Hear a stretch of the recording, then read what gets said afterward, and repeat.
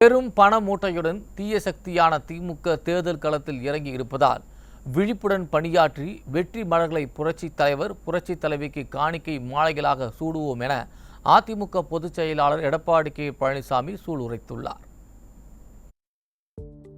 இப்படை தோற்கின் எப்படை வெல்லும் என கழக நிர்வாகிகளுக்கும் தொண்டர்களுக்கும் பொதுச் செயலாளர் மடல் எழுதியுள்ளார்.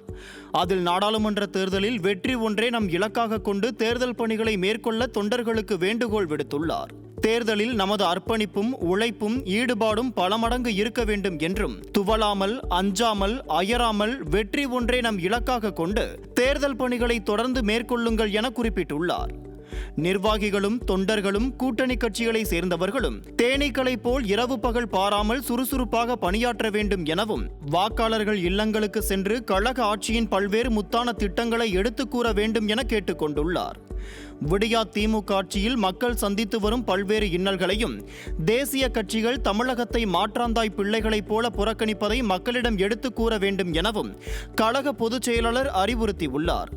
பாஜக தேசிய கட்சியாக இருந்தாலும் மக்களை பிரித்தாளும் சூழ்ச்சியில் இறங்கி நம்மை பற்றி பொய் பிரச்சாரம் செய்வதாகவும் அதிமுகவை பிளவுபடுத்த பாஜக எடுத்த பல்வேறு முயற்சிகளை முறியடித்து இன்று நாம் ஒன்றுபட்டு வலுவுடன் இருக்கிறோம் எனவும் குறிப்பிட்டுள்ளார். அதிமுக தொண்டர்களின் உழைப்பையும் அர்ப்பணிப்பையும் பற்றி தெரியாத பாஜக சில திடீர் தலைவர்களை ஊக்குவித்து சீண்டி வருவதாகவும் நாம் வம்பு சண்டைக்கு போவதில்லை, வந்த சண்டையை விடுவதில்லை என அதிமுக பொதுச் செயலாளர் தெரிவித்துள்ளார்.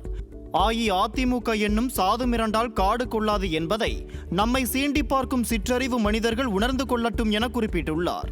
தேர்தலில் பாஜக கட்சிக்கு சரியான பாடத்தை கற்பிக்கும் வண்ணம் புரட்சி தலைவி பாதையில் தயங்காமல் செயல்படுங்கள் என கழக நிர்வாகிகள் தொண்டர்களை கேட்டுக்கொண்டுள்ளார்.